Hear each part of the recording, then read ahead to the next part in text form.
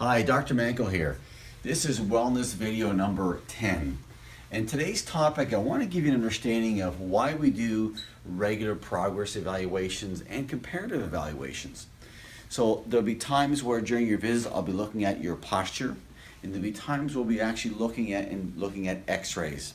So throughout the process of time while you're going through the initial care process, whether it's the first 12 weeks or 16 weeks of the corrective care program, we'll be doing regular reevaluations to see how your body is changing, see how what's not changing. Do we have to add something, remove something, get you to work on something as well?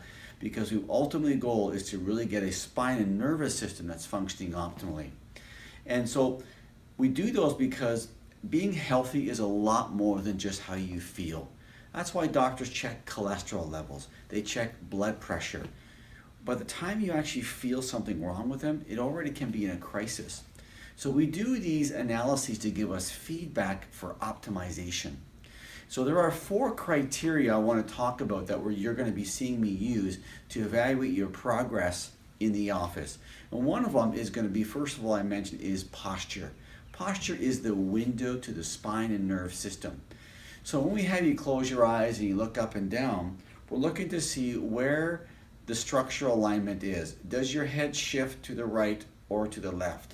Is it bent to the right or to the left? Is your rib cage shifted to the right or left? Is the pelvis rotated or shifted? From the side view, do you have this forward head carriage where the skull shifts forward? Those are postural distortions, and they are the window to the nerve system. So we're trying to see, are we making an impact on the number that we saw from your initial exam till now?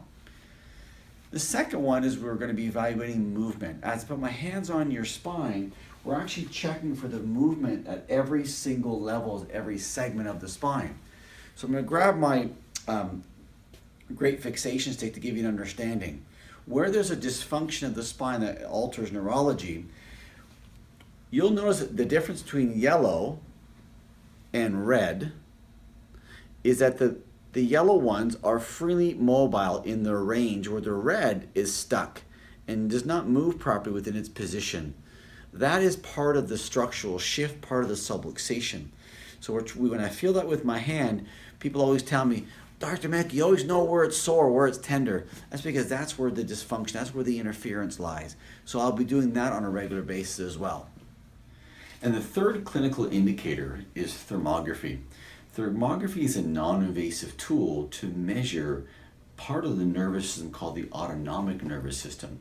So these sensors, we ran the initial test onto the spine to really pick up abnormal heat readings that are given off when there's nerve interference or dysfunction from the spine.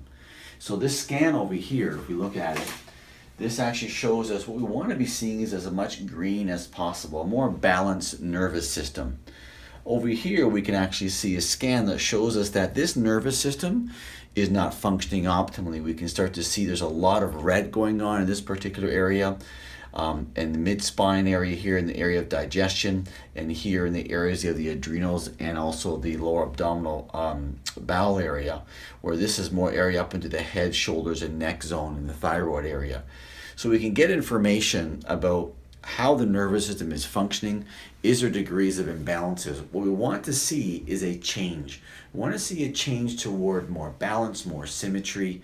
As the spine improves, as correction occurs, you're going to notice your body adapting better to the demands of your life. We can actually measure that by looking at the autonomic nervous system. And the fourth clinical indicator is the x-ray. If you remember when we first went over your report of findings, that there's a normal structure in the front, the spine is just straight up and down. The side though actually has 3 curves. It has a reverse C shape in the neck, the mid back has the C shape, and the lower back also has a reverse C shape. That allows the nerves to be really open through the spinal cord. The more structural shifts, the more pressure on the nerves. So to take us beyond just I feel better, Dr. Mankin, we want to make sure that we're getting structural correction, which enhances your stability. It gives you more of a long-term change into your body, and it really allows the nerves to be really optimized because of the way it affects the brain. So I want to show you an example. So either your 1 or 2 x-rays that were the worst distortions, we'll take them again. So for example, in my own case, when I had my re-exam x-ray recently, I want to show you my own x-rays. So this is a side view of my neck area from the side. And I was hit by a car when I was younger twice. And so I've been working at this for a long time, but the yellow is where you should be, and the red is where I was. So that measurement there says 18 millimeters, so almost 2 centimeters worth of structural shift. Now, several months later, as I work with getting correction and corrective exercises, look at how close the red and yellow lines are here, and my head position now is 6 millimeters, which is within normal limits, and that's actually pretty much ideal. So I'm looking to see a before and after structural change to tell us that we've actually got structural correction and that the spine has been stabilized and the nervous system has been optimized. So I wanted to give you that understanding there of the 4 clinical indicators: postural distortion, motion evaluation, thermography, as well as a pre-post x-ray looking at structural correction. Hope this gives you a better understanding of the monitoring process in this phase of care, and I look forward to seeing you in the office and or on the next progress evaluation. Bye for now.